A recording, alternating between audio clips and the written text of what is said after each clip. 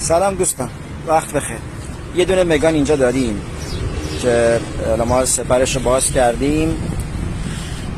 میخوام یه نکته رو براتون بگم. ببینید مخزن آب رادیاتور مال این ماشین مگان و ال90، حالا مگان ال90 داستر فرق نمیکنه، همشون اینا کثیف میشن. ببینید داخلش زنگ زده، جرم گرفته، کثیف میشن.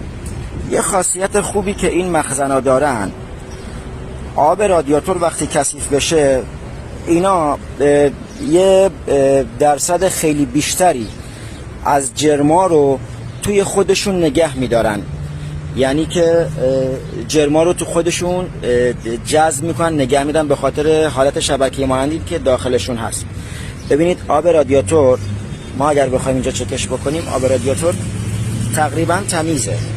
حالا زنگ زده هست ولی تمیزه به نسبت این مخزن. اما مخزن ببینید خیلی زنگ زده، یعنی تمام جرما داخل این گیر کردن.